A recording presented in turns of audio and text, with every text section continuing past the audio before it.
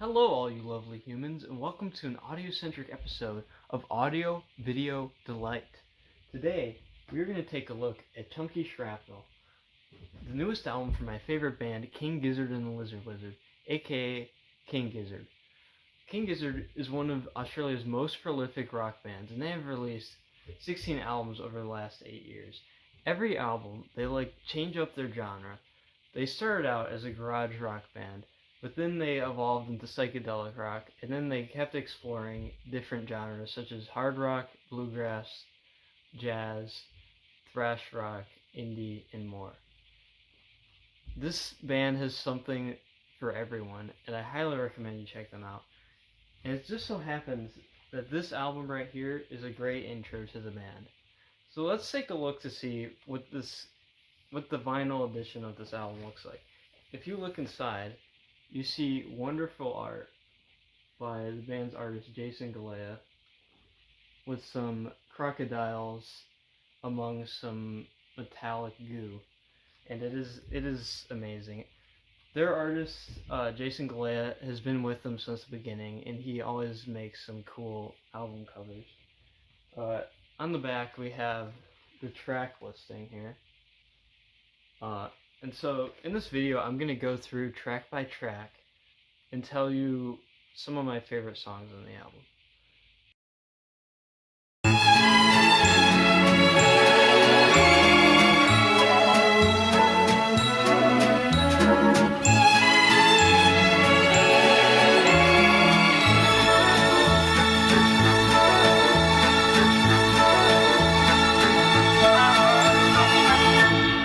Shrapnel is a live album, however there are many instrumental tracks scattered throughout the album.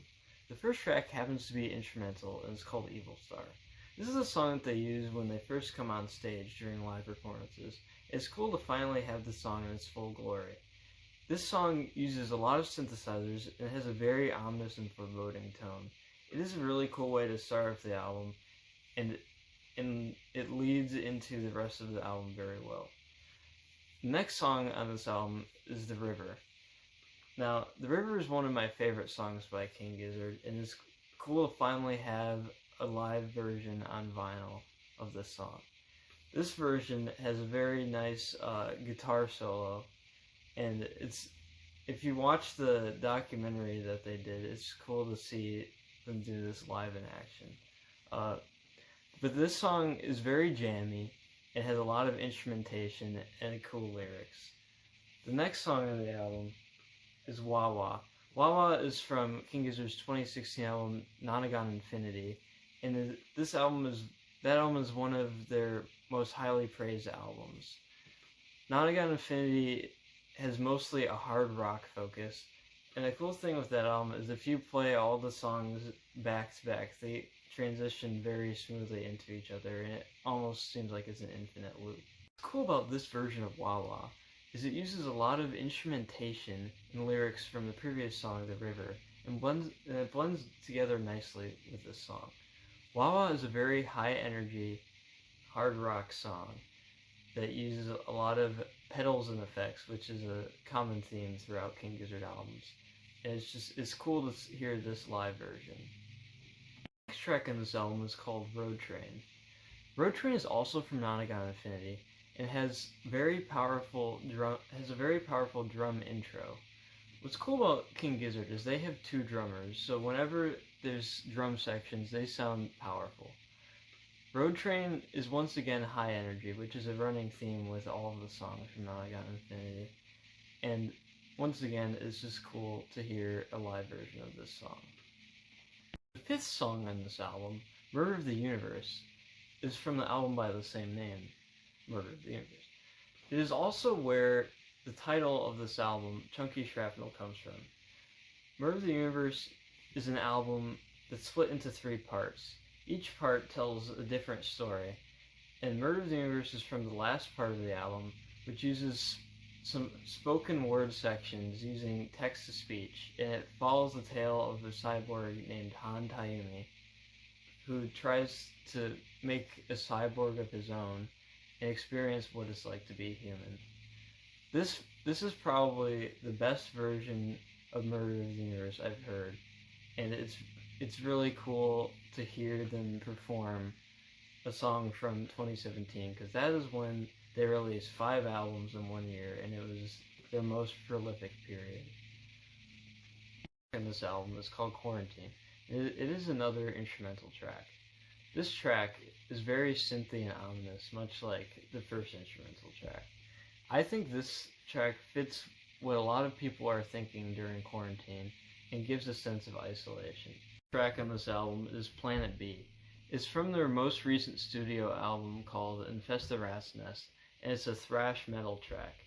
Infest the Rat's Nest is a very quality album, and it's cool to see them go out of their comfort zone and explore a genre that they haven't touched before.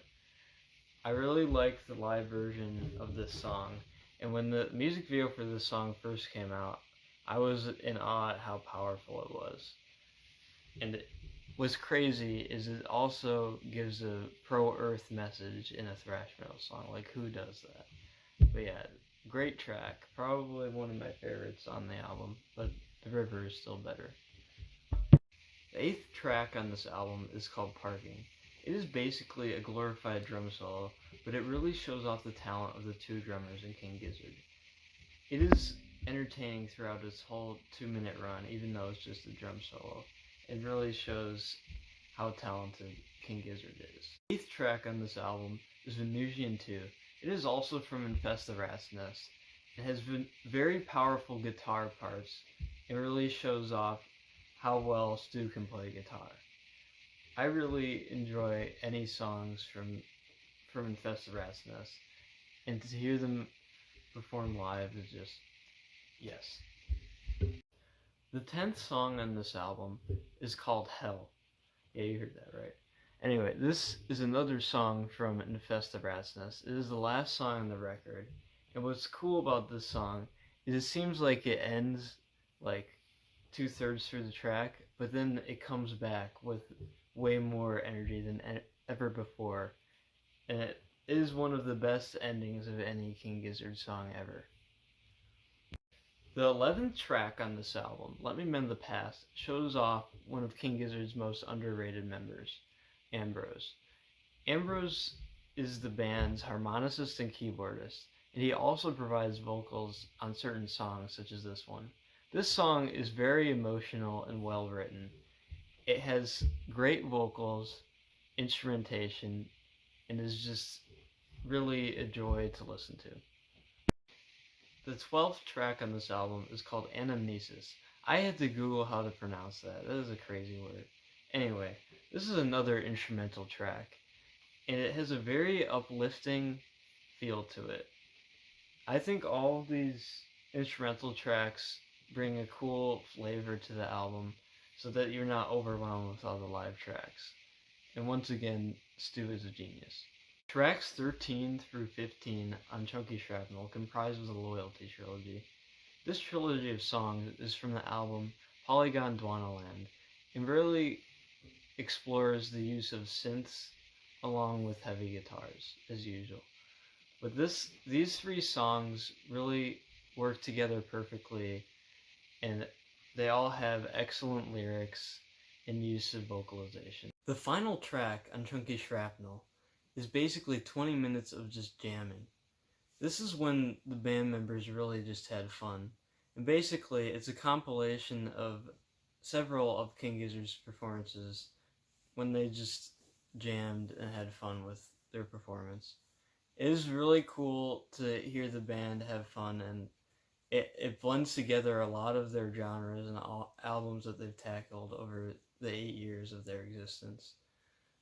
This is one of the reasons why I consider this album to be a great introduction to King Gizzard, because it just gives you a sampling of all the types of music that they've covered. And this is a great way to end the album, and it really lets you soak in how amazing this album is. That was my track-by-track overview of Chunky Shrapnel. I really enjoyed this album. I think that everyone should check it out.